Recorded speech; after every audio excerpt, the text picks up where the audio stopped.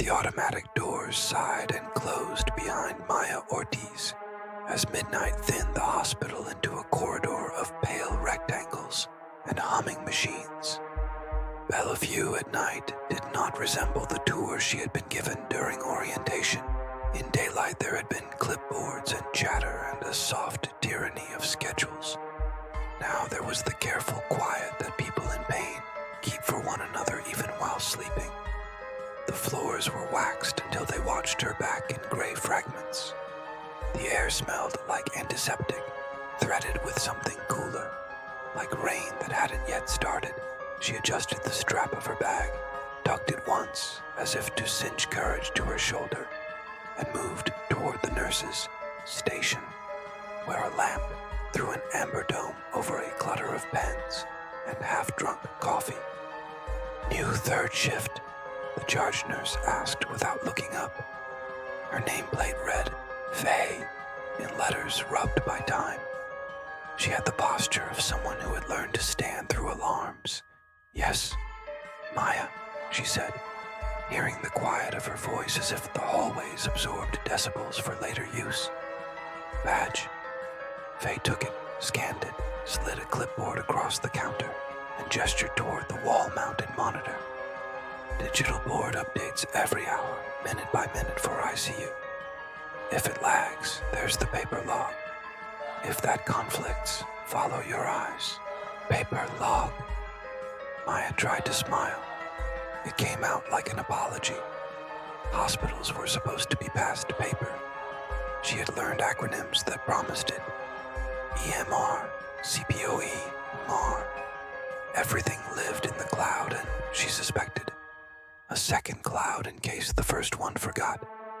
Yet there, on the counter by a cup stained to the shape of long shifts, lay an olive green ledger with metal cornered covers and the weary gravitas of old books. It was opened to tonight's date.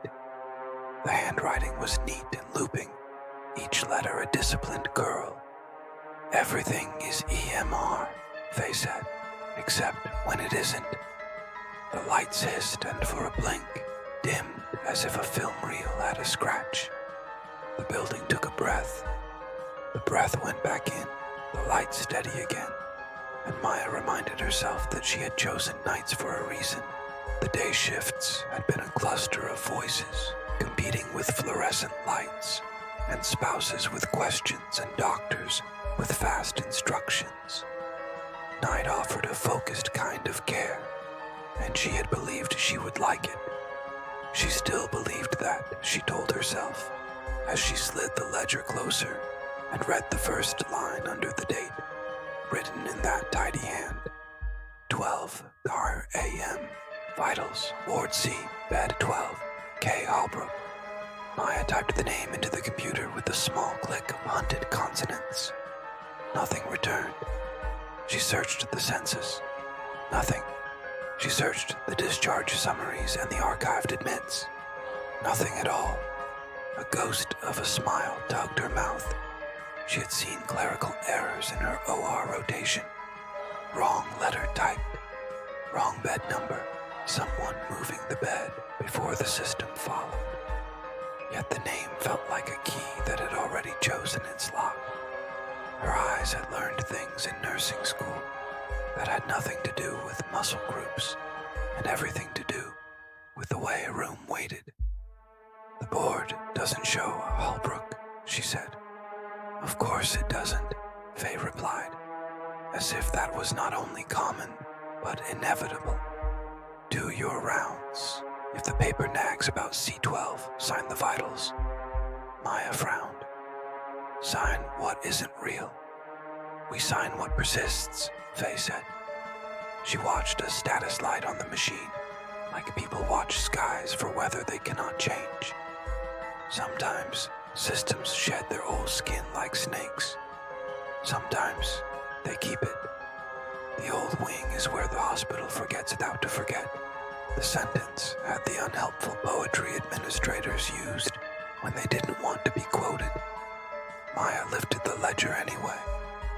It was heavier than it looked. It smelled faintly like toner, plus a suggestion of lemon. Someone had wiped it down carefully while keeping their distance. The way you handle something that still remembers being odd.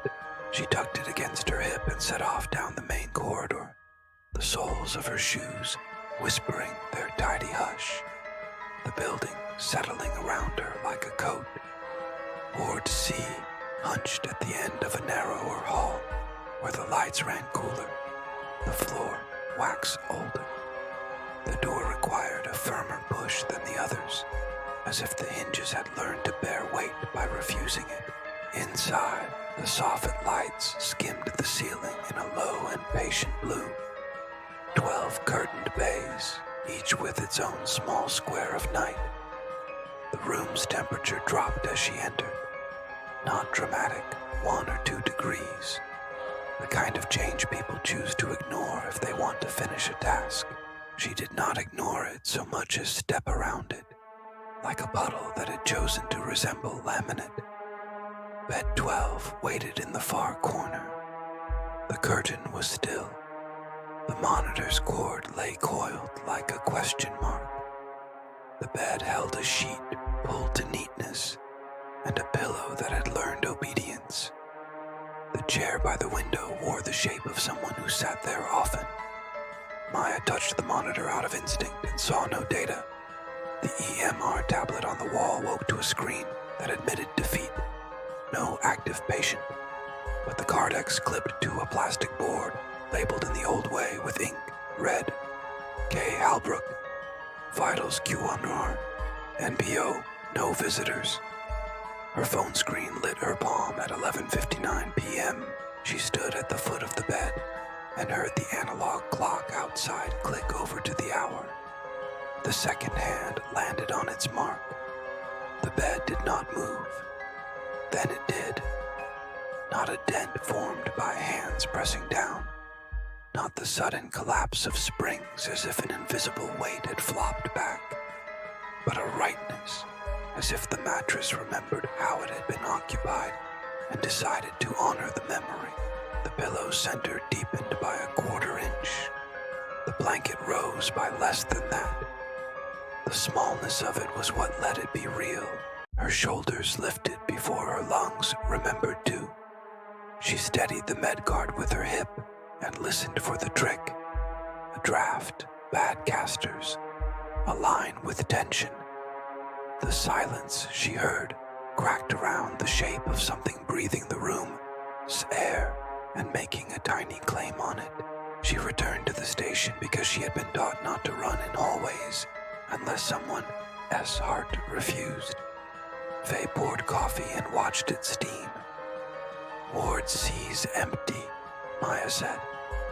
Yes, Faye said, which was not the same as agreement. The Cardex shows Halbrook. The ledger. Sign the vitals, Faye said.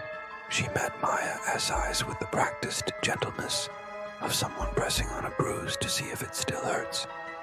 You'll hear the story by lunch.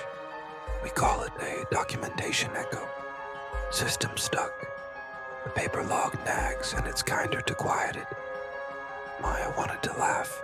She did not. I'm not cruel, but I'm not a liar. Neither am I, Faye said softly. She put the coffee aside.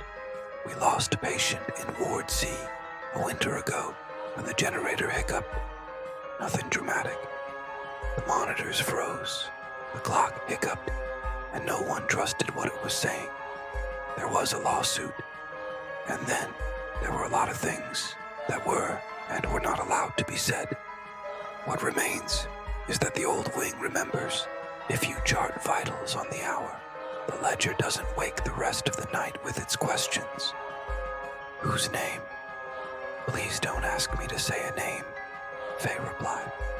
There are families who didn't ask for their grief to be a policy. Maya took the cuff and the manual thermometer because the alternative was standing very still and letting the building quiet walk inside her. She went back towards C with the green ledger tucked like a shield. The pillow's small dent held like a lake when the wind stops. She wrapped the cuff around air and fabric, the Velcro catching as if offered a wrist. The needle wavered. She didn't breathe. It quivered into a reading so ordinary that it became remarkable. 120/80. She repositioned her forearm the control. The needle stayed flat. She returned to where a bicep would be. The needle rose, fell, settled again. 118/79. The thermometer held above the pillow and then, absurdly, tipped as if to find the hollow of an ear that was not there, ticked up to a modest 98.2. She might have stopped then if the Cardex had not changed. Ink had found the line left blank for notes. Thank you, Nurse Ortiz. The O carried a slight slant, the way left-handed writers sometimes leave behind a tilt. The N had the old-school discipline taught by teachers who still cared about cursive. Maya said, "You're welcome," and left because there is a limit to the number of times a body can accept two realities without sitting down. She sat in the break room and dialed security. The guard on duty sounded as though his voice had been slowly wrung out over years of politely asking drunk uncles to leave. "Ward C," he said when she explained. "You're not supposed to be there alone past midnight." "No one told me," she said, annoyed at how relieved she was to have a rule. Rules had edges. Edges were something to hold inside your fingers. "We had a rule after the incident," Dale said, then swallowed the last word like a seed. "Generator relay fried during the cold snap. Monitors went dumb. Manual rounds all night. Patient coded at shift change. We lost a suit. We lost a lot. Admin got access to the old feeds. They said the human memory corrupted the process, and the process deserved better." "What was his name?" Maya tried again.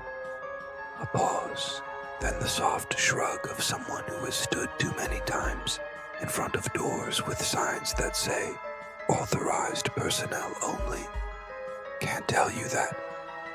But if the ledger's asking, the old nurses would say you sign. Then you don't have to hear it ask again." The bed made an indent, Maya said, because it was either say that or try to exhale the shape of a man from her chest. "Beds sag," Dale said. It was not disbelief. It was a gentle place for both of them to stand until the floor decided to be true again.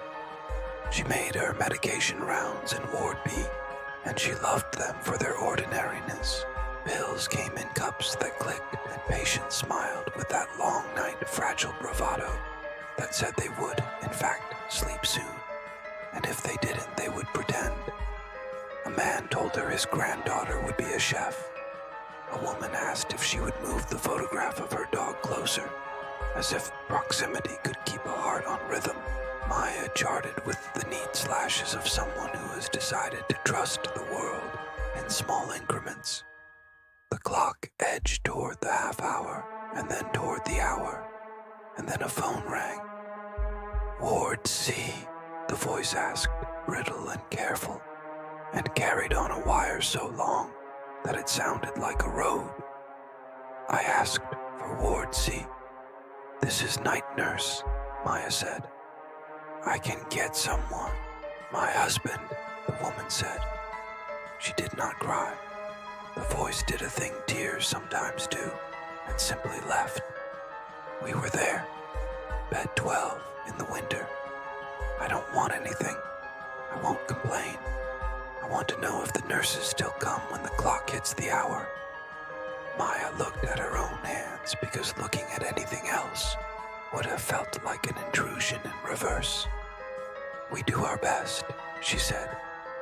"The truth has the same shape, whether you whisper it or not." "He was afraid at night," the woman said. "The machine sounded like wind in a bad dream. If you pass by, touch the rail. He'll feel it. He always did." She said it the way a mother tells a sitter which stuffed toy a child will forgive. "What was his name?" The question left on its own, rude and necessary. "Kenneth," the the woman said. Kenneth Halbrook. The phone line ended with the soft self-respect of people who decide when to leave. Maya went towards C before the hour, so she could feel ridiculous for longer and get it out of the way. The bed looked exactly as it had, made, waiting, indented by the idea of a person. She touched the rail where a hand would reach for steadiness. The metal felt cold, except for a patch barely warmer than her fingertips. The warmth held the oval of where someone had held it often, or where grief imagined it had. She found a folded square of hospital stationery on the bedside table. She opened it, already knowing the paper would be blank. The neat hand had written a sentence that sounded like a prayer spoken to electricity. Dante, let me be alone when the generator stutters. The overhead light flickered twice and steadied like a heartbeat, deciding. Something fell in the utility closet, the kind of mundane crash that allows the rest of the night to pretend it's still about things with handles. She had the sensation of someone sitting in the chair by the window, the way you know when a person you love has walked into the room behind you. She turned because she was tired of seeing around the things she could see. For the longest short moment, there was a man in the chair. No theatrical translucence, no Baroque haunt. A man in his late 50s with hospital hair and the softened angles of an illness that had not been permitted to finish smoothing him away. He sat as if he had been told to wait. He looked at the bed as if he had been promised it would save him. Hi, Kenneth, Maya said to the chair, and to the fact that the chair held more than wood. The man in the chair did not speak, but the room adjusted itself around his existence the way a house shifts for a piano. The lights dimmed again at 2:13, that wrong time to hear anything stutter. The hour too clear of weather and reasons. The small red diode above the outlet near the bed flared and darkened. Down in the gut of the building, a relay clicked like a heart that wanted to count correctly and couldn't tee. The blood pressure came up low when she worked the cuff again. 92/60. She felt indignation, like a small dog behind her ribs. She went to the warmer, pulled a blanket, and laid it gently across the bed, as if there were knees to cover. The blanket accepted the shape and asked for nothing else. The Cardex bore 2 new lines, as if several hands with one desire had crowded it. You renew. You don't know the rules. And below it, in a different, angrier script that insulted as if insult were a safety harness. Do not intervene. Faye stood in the doorway and made a face at that second line, like it was a smell. Step away from the bed, she said, more tired than commanding. He's hypotensive, Maya said. He is a paper trail, Faye replied, then covered her mouth with the back of her hand, as if to keep something truer from escaping. We don't fix the past. We chart so it doesn't keep following us down the hall. Maybe it's not chasing, Maya said. Maybe it's asking. Security came to the desk after that, Dale with his key ring that sounded like a strange bird in cages too small. He rolled the camera feed back until it refused to go further. The screen showed a ward C where beds were made in a way so complete it insulted sleeping. The camera didn't show Maya. It didn't show Faye. It showed a version of the ward where nothing happened, and as a result, nothing could be blamed. Dale's finger hovered over the jog wheel. Admin says the old files are locked. We can't get them without a supervisor. House supervisor isn't going to let me pull those without a paper, authorizing me to pull them signed by a ghost. We could write the paper, Faye said, and there was humor in it because humor knows how to arrive even when it's unwelcome. The house supervisor appeared as if conjured by her own title. a woman who had traded sleep for an economy of conversation. She asked them what they needed, and when they told her, she watched their faces like a good listener, and then said, "No." She didn't say no because she was cruel. She said no because she had been given a vocabulary where everything spelled liability. She stood in the doorway of bed 12 later and told Maya there were things that could be done and things that could not, and that sitting in a closed ward with an empty bed did not fall under the category called billable. "I'm not billing anyone," Maya said. "I'm sitting with someone who is afraid of the power hiccuping." "There is no someone in bed 12, the supervisor said. "There is only the aftermath of our old mistake. When we behave as if the mistake is alive, we nourish it." "Did we make the mistake?" Maya asked. The supervisor watched the blanket on the empty bed with the same expression people wear when they watch their reflection under bad lighting. She looked as if she might answer in a way that would change her job. She said finally, "You have a living floor to run," which was a careful way of saying the truth without letting it touch anything. Maya decided there were things you could do without calling them policy. She sat in the chair by the window. It held her as if surprised by how easily she fit. She set her phone on the bedside table and opened the voice memo app, because sometimes proof is not for arguing with people, but for persuading yourself later that you didn't invent a night to make meaning out of boredom. "This is Nurse 𝗦𝗁𝗳𝗁, she said, and her voice sounded steadier recorded. "Third shift, Ward C, present at bed 12 at 2:59 a.m. Subject, Kenneth Hallbrook. Vitals approximate low 90s systolic. Ambient temperature within normal limits. Localized warmth at rail. Subject responds to verbal contact." She stopped talking because talking put a frame on it, and frames deny edges. The app kept recording. The room's hum softened, and over the sound came another sound, almost breath on glass, syllables like small animals stepping over ice. "Thank you," the recording caught, so faintly you had to decide to hear it before you could. She played it back and heard it again, and then a third time the way you have to let a thing repeat until your doubt gets bored and leaves. The Cardex had collected 2 new words while she listened. Tell her. She didn't know who her was supposed to be until the ledger captured the rest in TV dinner handwriting. "I wasn't angry. I was afraid. The fire door banged because the fire door banged often, but it coincided with 3:27, and nerves have their own arithmetic. Dale opened it and shone his light down the surface hall, and found only paint losing its argument with the time and a floor that had learned every footstep of the last 60 years.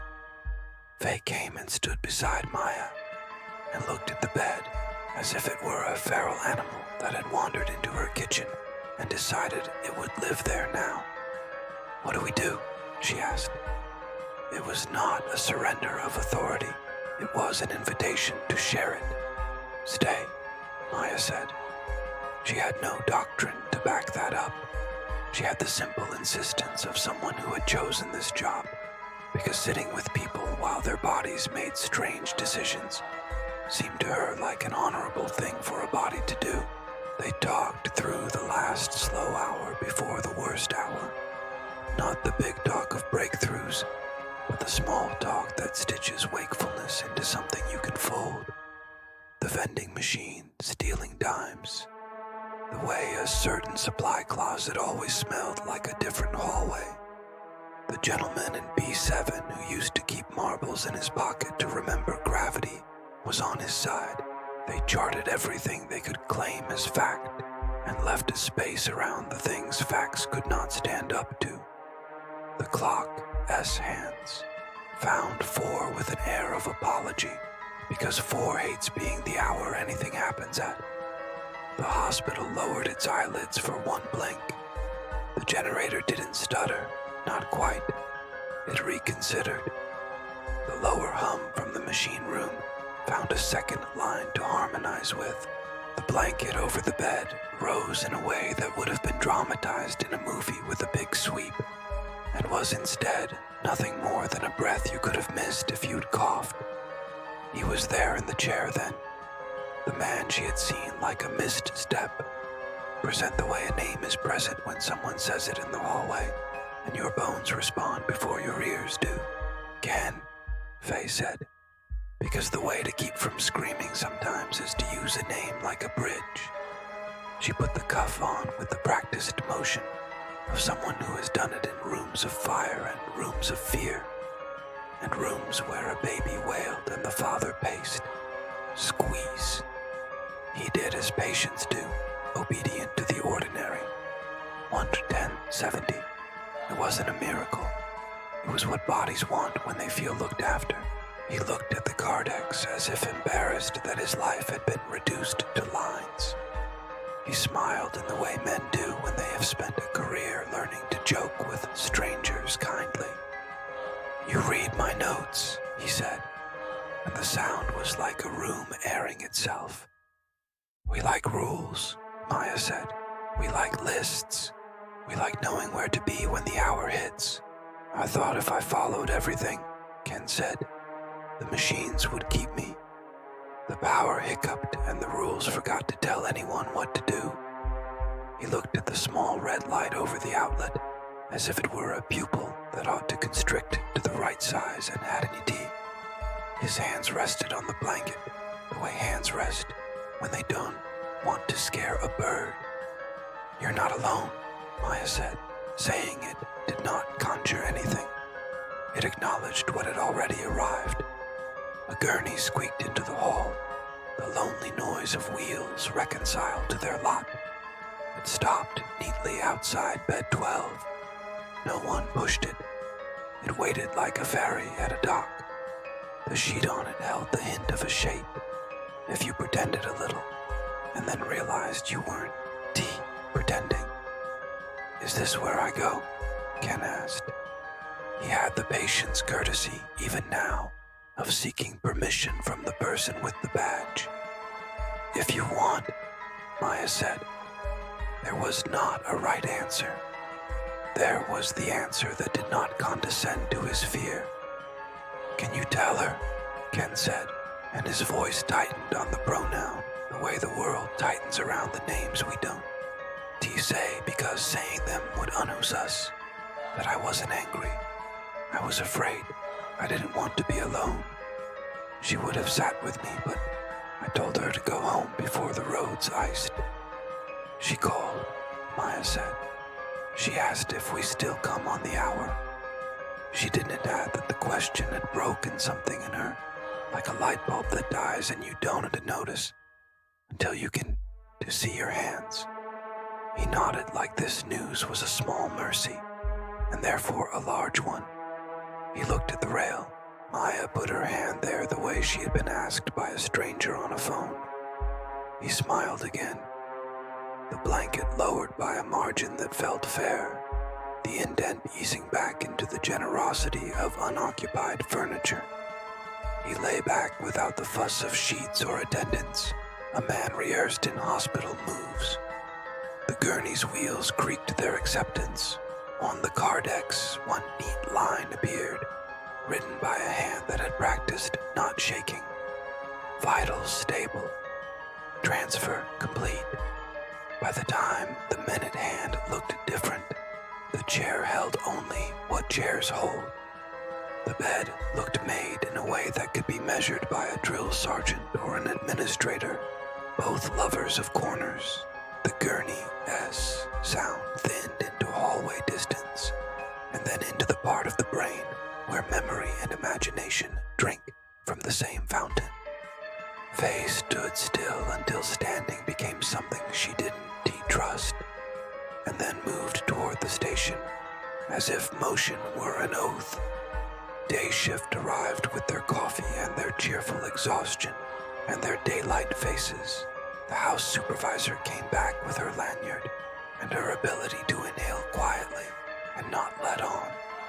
The ledger sat on the counter, and looked like any book you might find in a library where people had decided to read instead of argue. Maya wrote one line under the hours it had demanded before 𝗟𝗲𝗳𝗁 Ward C. Bed 12, K. Hallbrook. Not alone. She signed it because signatures are contracts with your own memory. The supervisor read the line like someone reading an old injury. She reached and closed the ledger gently, as if it could bruise, and she had caused enough.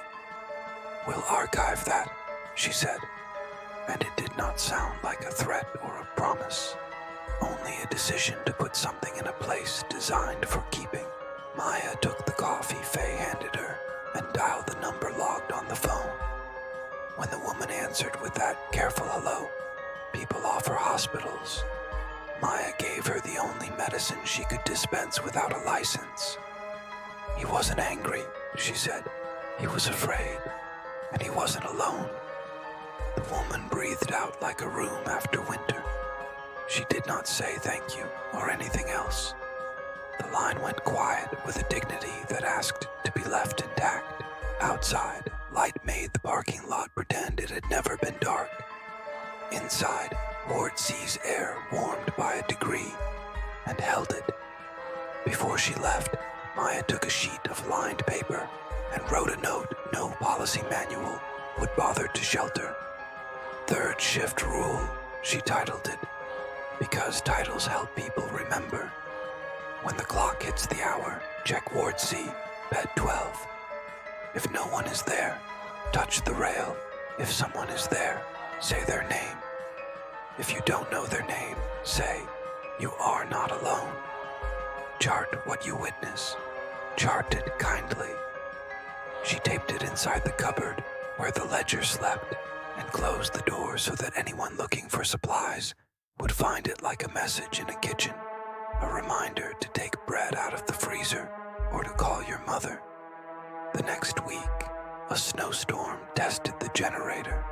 It wobbled, caught, held. The old wing made its small cool and then returned the degree. The ledger asked politely on the hour even when there was no one to answer. Nurses answered anyway because doing so cost them only a touch and the willingness to occupy a room in good faith. Faye, who had outlasted 3 administrations and a renovation that tried to deny Ward C had ever been built, found herself pausing as she passed Bed 12 to correct the angle of the blanket.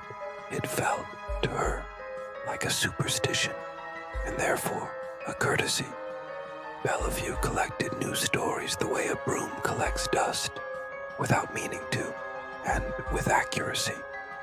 A night unit secretary swore she heard someone humming Moon River near the supply closet where no radio had worked for years. And then a patient, S. daughter, brought in an old photo of her father. And he had been a man who hummed that song when nervous. A porter forgot a stack of towels in the service hall, and in the morning they were folded and put away badly, the way a certain generation of men folded laundry with love but without a template.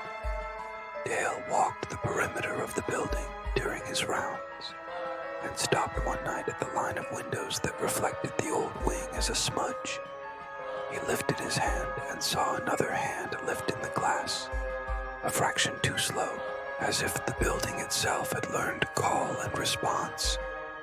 No one called it haunting because haunting sounded theatrical.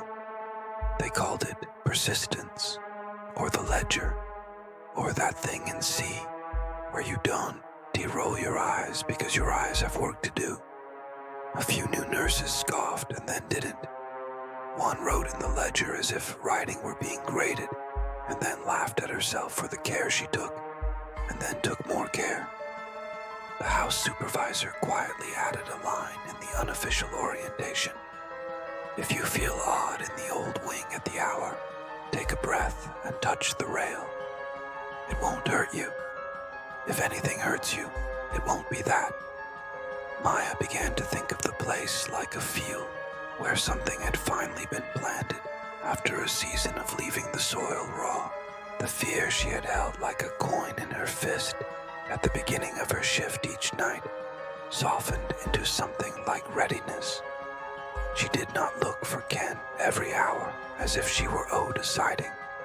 She brought the blanket and the cuff and the habit of speaking softly into rooms. And the rooms gave her back what rooms give anyone willing to be the smallest, kindest machine in them. In the spring, the hospital replaced the analog clock outside Ward C with a digital one because someone decided it would sync better with the 33 other clocks on the property. The old clock went into a storeroom where things that don't belong anywhere go. On the first night of the new clock's reign, the numbers changed from 159 to 2 with the clean arrogance of digits. The ledger asked for vitals. Maya touched the rail. The new clock did not click, and she found herself missing the small physical promise of that sound, the way it ensured the second hand had somewhere to land. She imagined privately that clocks with hands were like nurses, a human mechanism declaring each moment without pretending it could leap any. On a slow Sunday, a volunteer played piano in the lobby, someone's grandson with clean hair and a cuffed suit. The notes drifted up the stairwell as music does when it is offered for free. The old wing held the sound like a bowl. In bed 12's room, unused now except by nurses who refused to say empty, the blanket moved a little, as blankets do when air decides to circulate.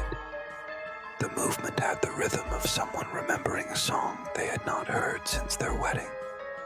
No one charted that. Not because it would have been foolish, because some things you don't write so they remain undisturbed. A few months later, the administration decided to sell the old wing to a notion called modernization. Ward C would be sealed off and reimagined as consulting spaces with chairs that looked like they had been designed by people who hated sitting. The meeting about it used words like optimization and throughput. Someone asked what would happen to the ledger. The administrator inclined his laptop at them and said everything would be migrated. Some nurses smiled into their coffee the way people do when they wear uniforms that have outlasted 6 slogans. That evening, in that measured night that had acquired the dignity of ritual, the ledger lay open on the counter where it always lay when it wanted its hour. It did not ask for anything. It simply offered the quiet of its weight on the last night before the construction crews draped the plastic sheets like heavy weather. The staff who preferred to ignore superstition found reasons to walk the old corridor. Maya did her rounds as she always did, not changing her gait for the sake of sentiment. She stopped at bed 12 with the cuff and the blanket, because to not do it would have been a little violent. The room had been stripped of the harmless clutter of care. No plastic picture with a lid like a smile. No television waiting to be ignored. She leaned her hips against the bed and watched the numbers on the new clock change with their sterile efficiency. "Thank you," she said into the room, intending it for everyone who had sat and been sat with. The answer did not come as a whisper. It came as a relief in her body, a loosening where she had not realized she had kept herself clenched. She put her hand on the rail, because that was the grammar they had learned together, and the metal carried warmth that belonged to more than the sun that would soon find the window. The plastic sheets went up with the officious rustle of hazmat. The old wing became a chrysalis no one had asked for. Construction kept its hours and its noise. The ledger moved to a shelf in the charge nurse office, where it sat a little lost, and then less so. The way old pets sit when the furniture changes, and then choose a new square of floor. At midnight on Thursdays, when the week wore thin and the patients were either sleeping or arguing quietly with dreams, Someone always found a reason to open it and let the weight of its pages press their wrist. It never changed its handwriting again. It didn't need to. The rule in the cupboard persisted, as if the cupboard had grown around it. A year after the winter of the generator, during a storm that turned the parking lot into a dictionary of words for wet, a woman stopped in the lobby and asked at the desk if 𝗦𝗁𝗳𝗁 still existed. The volunteer almost said no, then remembered the way the piano's notes had climbed one stair at a time, and said instead that parts of it had become something else, but parts of it never would. The woman nodded and stood for a while by the elevator, as if waiting for an answer to arrive in that precise spot. When she left behind a sealed envelope without a name. Inside, there was a photograph of a man in a chair by a hospital window, the kind of snapshot taken quickly because permission might be rescinded. He was laughing, as if someone had told him he was allowed to. On the back, in the tidy loops of someone taught by a teacher who refused to surrender cursive, a sentence had been written that floated like a lantern on water. He wasn't alone. Maya had never learned who brought the photograph. She didn't need to. She kept working nights because nights had chosen her as much as she had chosen them. Once, in a lull that felt earned, she took a new nurse down the renovated corridor and showed her where the rails had been. The new nurse laughed nervously and said she wasn't the type to scare easy. Maya smiled because belief is not required for kindness to function. They stood for a few minutes and listened to the muffled world through drywall. Somewhere below them, a machine breathed for someone who didn't want to remember how. Somewhere above them, a family slept in chairs that had not been designed for sleeping.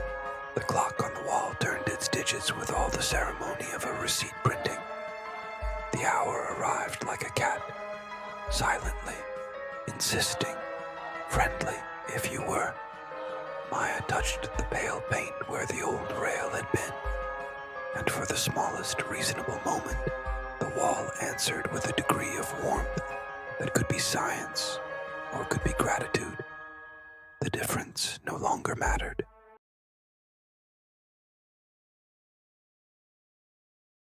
The email reached her at 4:11 a.m., a time when her phone normally only vibrated for spam alerts and overseas phishing. Marian woke to the soft buzz on the nightstand, groped for the screen, and blinked herself into the white glare. The subject line read, Subject, Draft Listing, 14 Gannett Street, Portland, 𝗦𝗁𝗰𝗿𝗆 from listings, 𝗥ciecie𝗺realty.com to 𝗥ciecie𝗺realty.com. She didn't remember writing a draft for Gannett Street. No one at Seacrest had mentioned that address in weeks. But there it was. Her name, her company domain, the template used for every new property write-up. The body was perfectly formatted in the house style. Short paragraphs, crisp bullet points, which she always replaced with narrative, and the word count magically in the preferred range. There was even an MLS number placeholder and a photo grid describing angles she hadn't taken yet. Front elevation, dawn fog, kitchen, farmhouse sink close-up, window condensation, primary bedroom, lighthouse beacon, glow across quilt. She read it twice with her pulse ticking in the notch of her collarbone. It sounded like her, only tidier. A copy cut to the bone. It spoke about coastal charms and practical restoration, and the rare comfort of a home that knows where to put you. It promised the fairy horns and the smell of salt in floorboards. It promised this is what made her set the phone down and rub her eyes. A place already fitted to your routines, the kind of line she would never write. Houses didn't know routines. Houses were shaped by them. She forgot the time, She didn't go back to sleep. She laid there while the furnace cycled, and the sky behind the blinds lightened from navy to paper gray. And by 6 she was dressed, hair braided, thermos in hand. She drove out toward the peninsula, where the streets dwindled into cul-de-sacs of ocean air and clapboard siding. In a neighborhood she knew as well as her grocery aisles. She turned onto Gannett Street and slowed at the 4th house on the right. It matched the email without having seen it. Queen Anne, lines tamped down by salt years. A porch that had lost one spindle for every winter since 1978. Windows with wavy glass that caught the color of the morning like trapped breath. A hand-painted oval on the door read 14 in a faded gilt. A gull cried from somewhere unseen. The house lifted itself out of the fog like a boat at low tide. She felt a private sort of relief, like a test you didn't to prepare for, but can pass on instincts. There was always a moment with old places when they looked back at you. She set her car in park and sat a beat with the engine lights ticking down, the thermos hot in her hand, the sense that she had just arrived where she'd been heading for a very long time. She didn't have keys. She wasn't supposed to be there. The email didn't mention an appointment or a lockbox code. Yet the door opened when she pressed the latch. It swung a cautious inch and then another, breathing out a ribbon of cold that smelled of lemon oil and something vaguely marine. Inside, the air temperature was 2 degrees lower than the morning, the way empty houses are. Her boots tapped lightly. There was no echo. The foyer held a hall tree with a fishing cap hanging from one prong, its bill salt-stiff and stitched with a red lobster claw. The wood of the banister had been rubbed to satin at precise places by hands that had known where to turn. The list in her head, subfloors, roofline, plumbing, staging, fell silent. She simply looked. "Hello," she called, because you always did in case a caretaker eyed you. The house kept its breath. She moved through the rooms like she had already memorized their dimensions. The parlor was narrow and long, with a coal grate too shallow to be useful, but handsome as a prayer book. The dining room had wainscoting scarred by chairbacks. In the kitchen, an enamel farmhouse sink sat under a window, blurred with condensation, and when she wiped a clear oval with her sleeve, she glimpsed the faint white blink of a far-off beacon across Casco Bay. The email's photo notes ticked through her as if the rooms had written them. Farmhouse sink, window condensation. She wiped a second oval as if to prove she could resist the pull of coincidence. The glass fogged again almost immediately, like the window had a breath of its own. She pulled her phone and checked the message one more time. At the bottom, below the boilerplate, a line she'd missed in the insomnia glare. Open house Sunday, 1 to 3 p.m. She didn't remember setting that. She didn't remember talking to the sellers. She scrolled up for the sender's thread. There was none. The address from listingsseacrestrealty.com was their own generic pipeline, used by everyone. She flagged it for follow-up with IT and pocketed the phone. Downstairs, a door squeaked against her attention. Old houses shift when trucks pass. They creak and damp. This sounded more deliberate, a soft swivel, as if a shoulder leaned against plaster. "Hello?" She tried again, louder, the embarrassment of being caught in a house you can't explain rising red in her neck. No answer. It came again, a careful shush as a door settled in its frame. She found it in a narrow back hall between the kitchen and the pantry. A scuffed door with a rusted latch. It opened on stairs that went down into a basement, without light. No house tour, not alone. She had learned that lesson the year an ancient water heater blew out in her face and left her blinking lime grit. She touched the latch and left it where it was, and went out the way she'd come, closing the front door with a gentleness that made it click perfectly into place, as though she had known how to do it for years. Her phone pinged in the car as she started the engine. Calendar. Open house. 14 Gannett Street. Sunday, 1:00 p.m. The event was in her shared Seacrest calendar. 6 agents already marked interested. The event creator was listed as M. Collins. She drove to the office with a piece of cold lodging under her sternum. In the bullpen of cubicles and plants and water bottles, she found IT, an overworked woman named Priya, who wore headphones like a crown, and asked if the mail server had glitched. Everyone got the open house, Priya said, showing her screen. You must have said it last night. Good timing, too. The weekend looks slammed. I didn't set it. Marion heard the smallness in her voice, the way it closed around the sentence like a lid. She cleared her throat and tried again. I didn't even know Gannett was ours.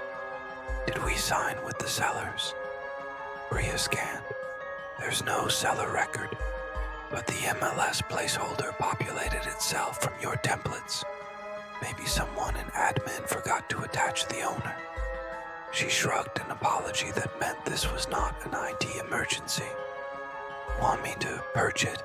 Marion thought of the way the front door had yielded, the window condensation pressing back at her sleeve, the way the house felt like it had inhaled when she stepped in. Leave it, she said, hearing in her own voice the superstition she would have mocked last year. I'll sort it. She sorted the way she knew. She staged. Saturday she was in the house with a car trunk of neutral throws and borrowed art and teacups that photographed well. The house accepted every piece like a lake takes pebbles. The sideboard looked newly polished under a bowl of limes. The upstairs guest room bed didn't need fluffing. Its quilt was already a quiet field of blue squares, each patchwork seam caught by the lighthouse blink that worked its way across the wall. When she stepped out to the porch to place a fern at the top stair, a man in a yellow slicker walked by, leading a dog that didn't pull. He tipped his cap to her and said like he had practiced, "Open house tomorrow?" "Yes," she said. 1 to 3. "Been empty a stretch," he said. "Good to see it wake." Then he smiled in the way coastal people do when they have said more than they plan to explain, and tugged the leash gently until the dog fell into step. She should have asked how long. She should have asked what he meant by wake.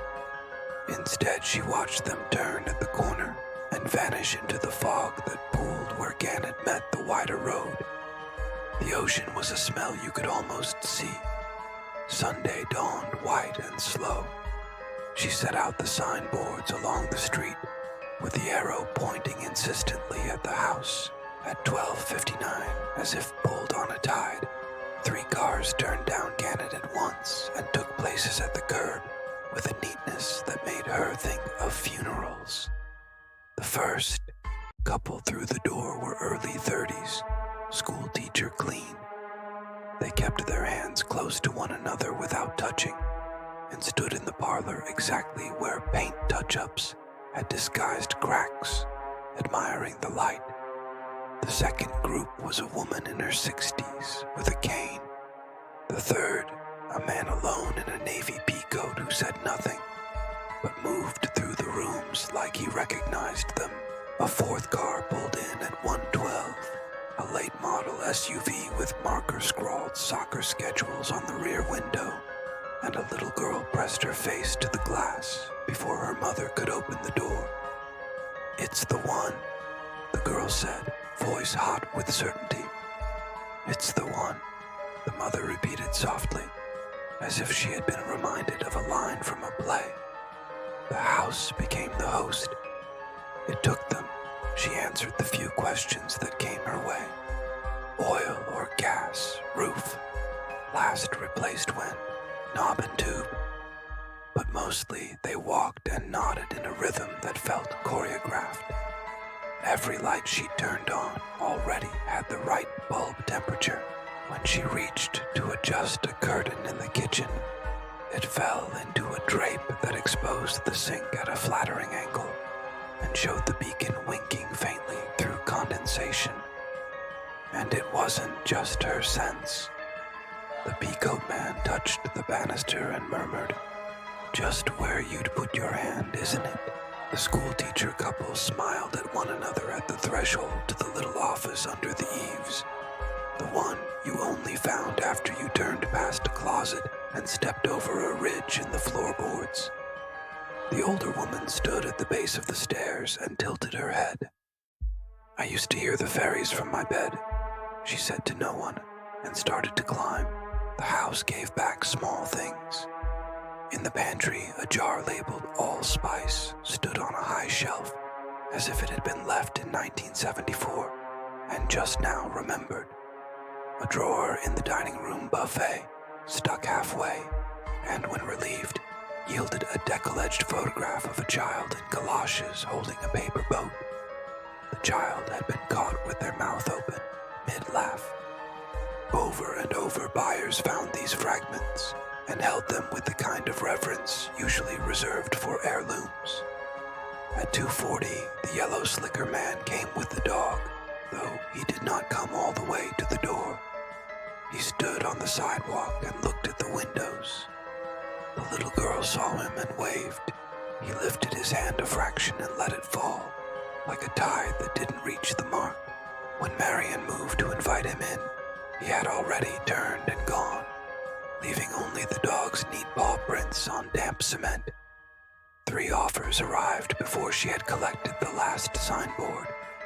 One from the couple, one from the peacoat, one from the woman with the cane, each with a letter that read, like surrender, "We have been looking for something like this for a long time.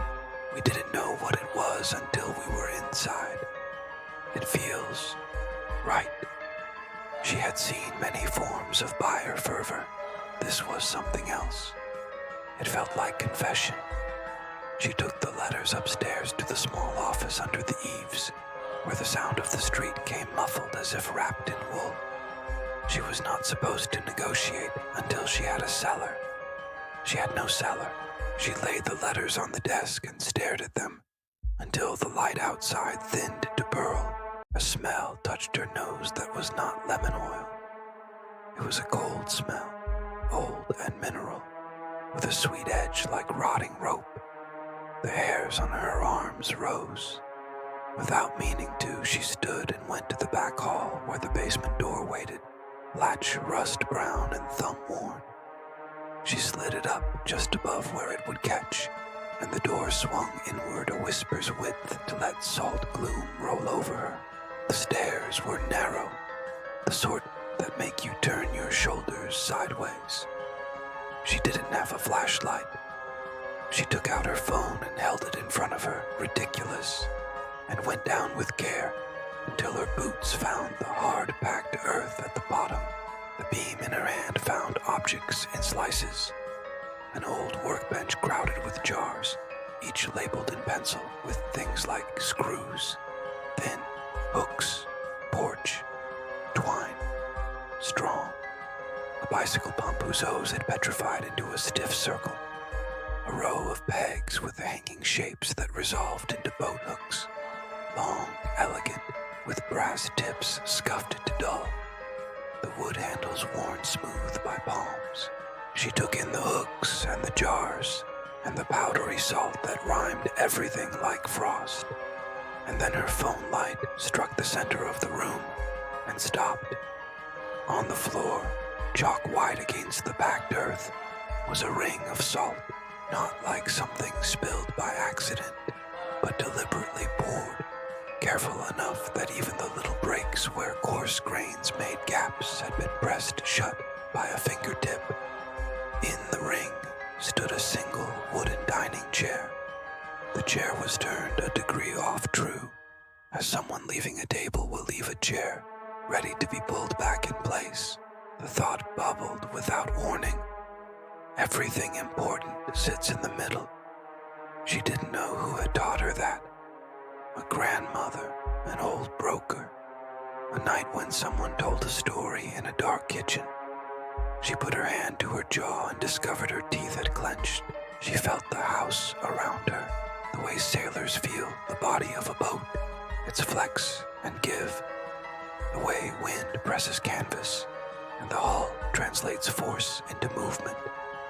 She felt that translation now, in the old studs and siding and lath, the way the salt in the walls took water and let it go.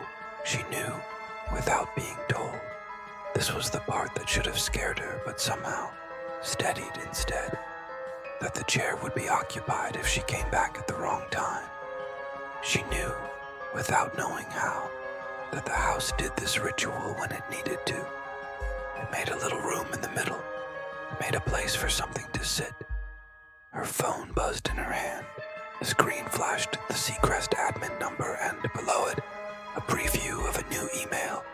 Subject: offer accepted. 14 Gannett Street. From listings, SeacrestRealty.com. She answered because her thumb already knew the motion. "Marian, it's Jenna," the admin said, a cheerful paperclip jingle in her tone. "Good news.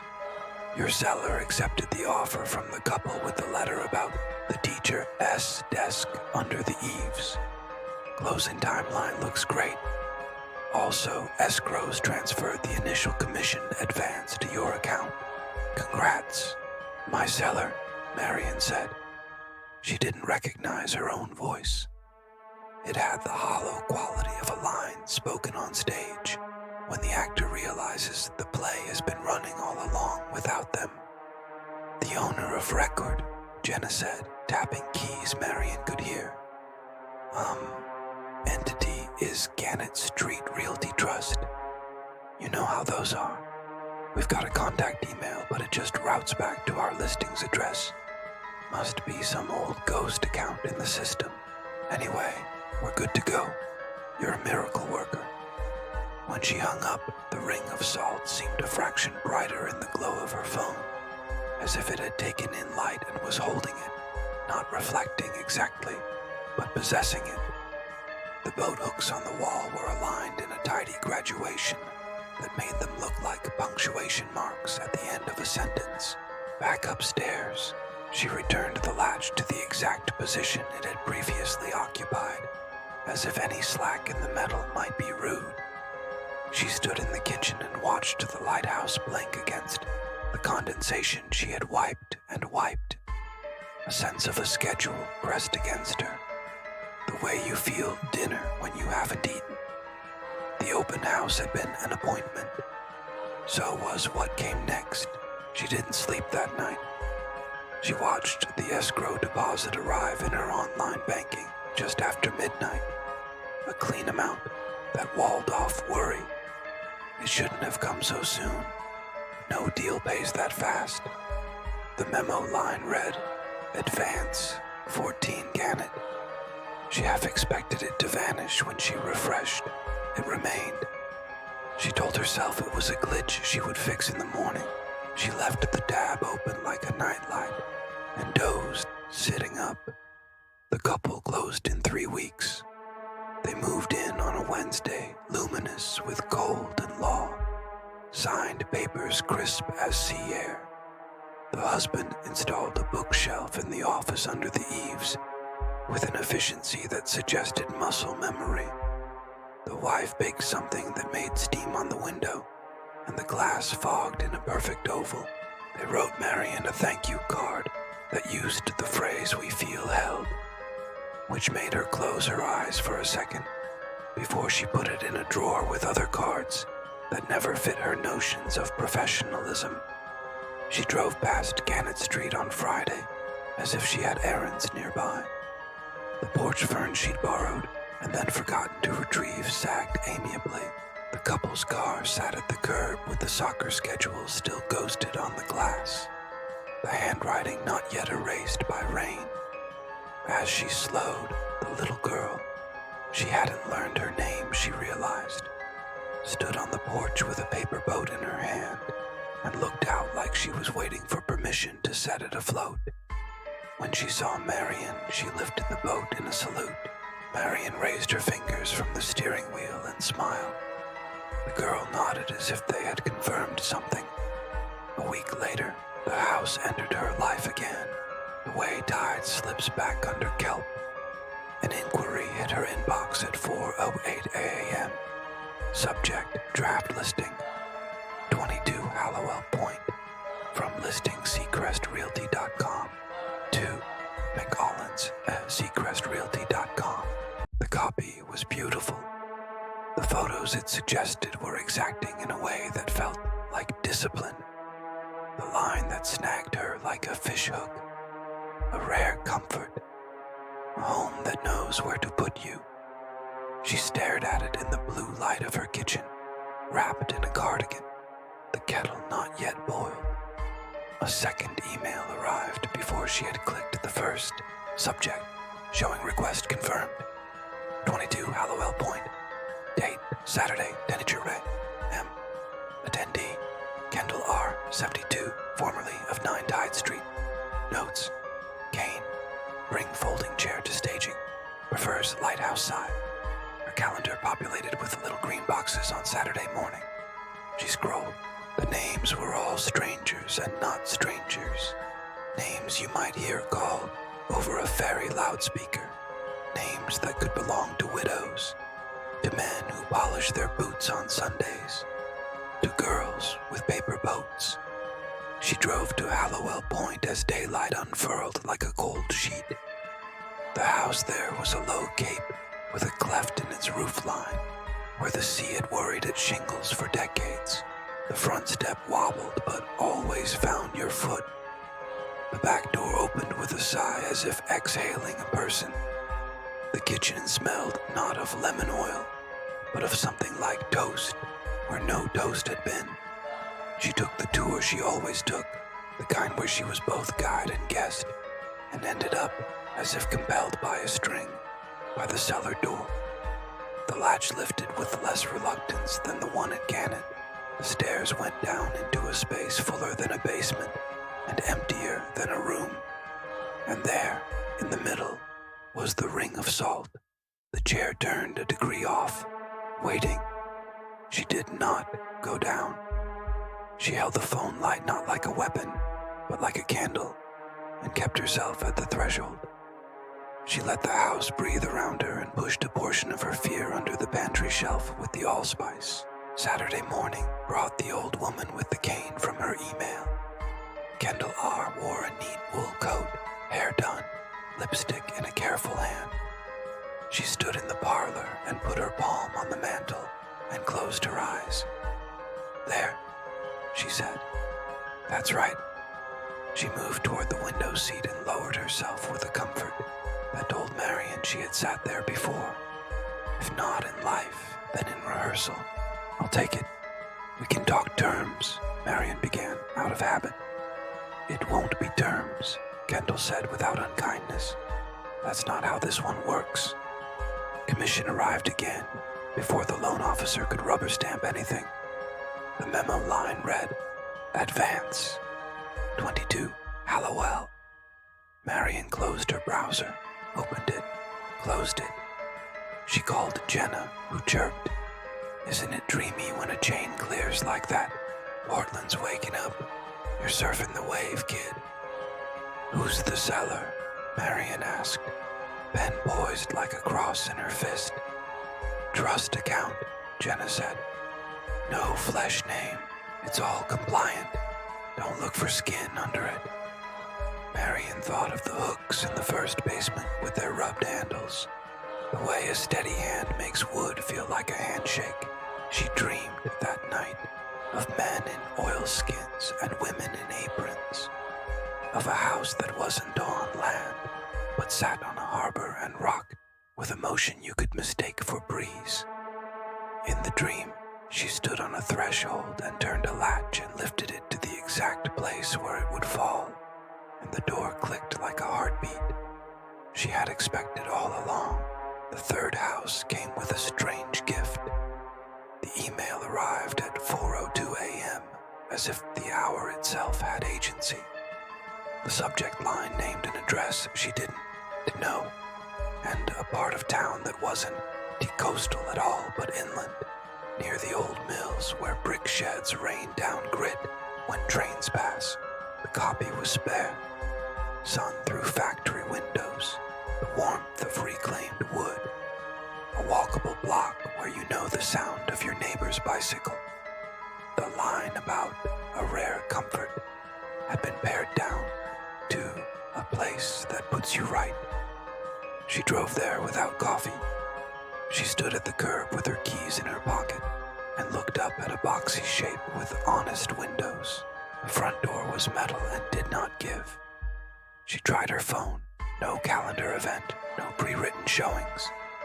She started laughing, bone-tired, the sound damped by the morning. Across the street, a man in navy stood in a bay window with a mug. He was not the peacoat buyer. He was a different kind of navy, the kind you wear to stand at a teller's station.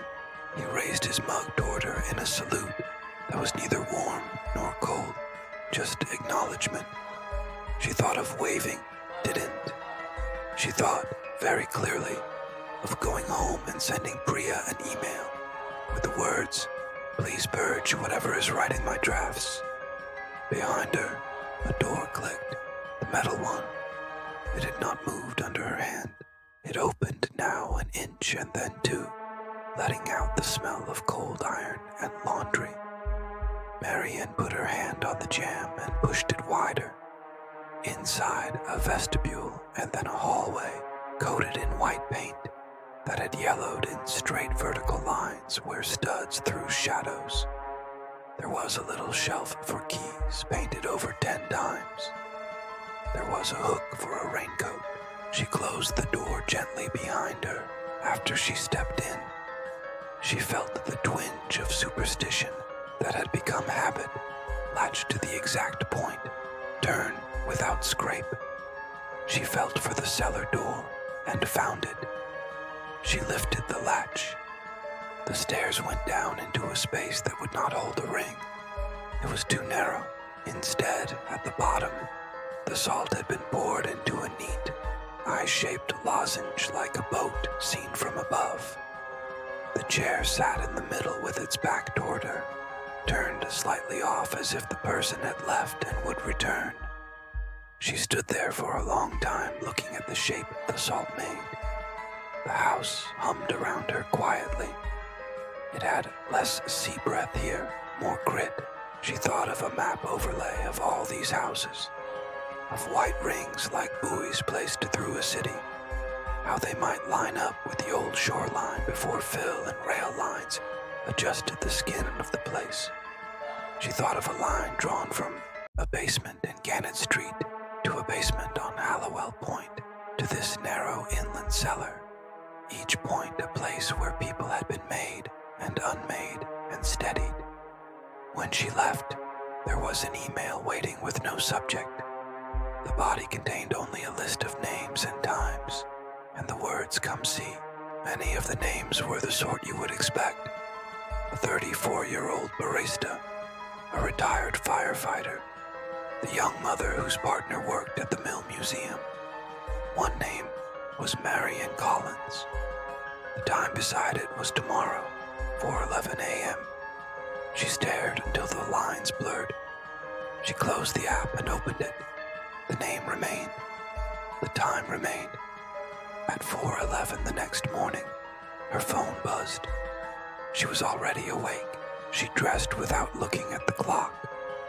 She drove to the address in a city that makes you believe you can feel your way by smell.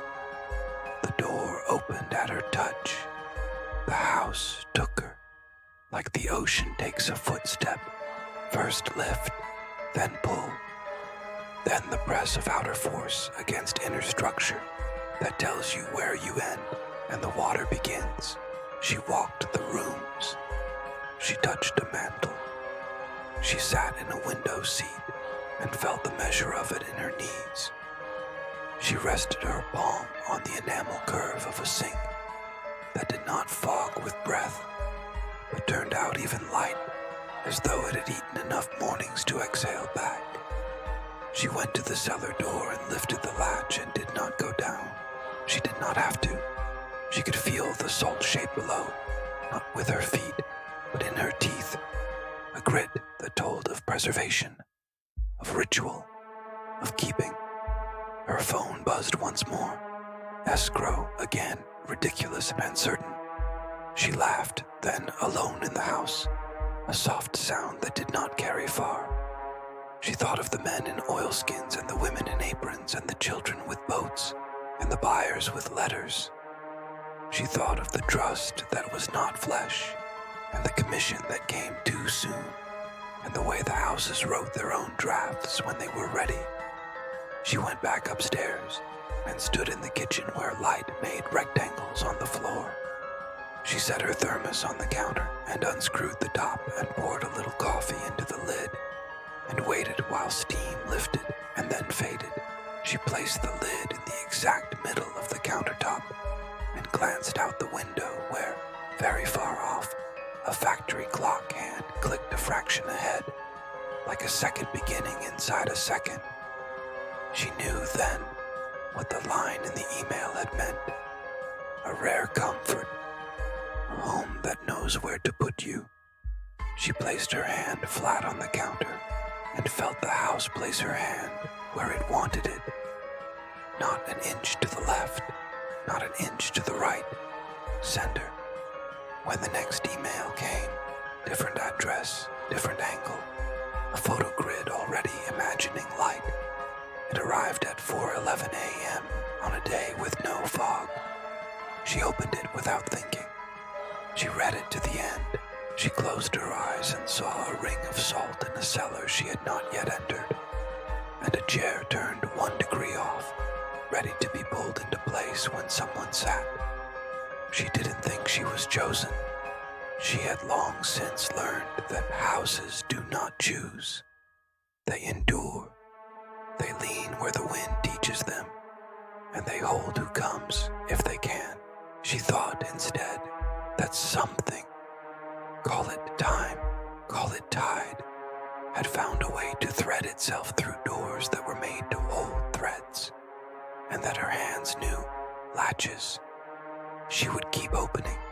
She would keep telling people where to stand in light.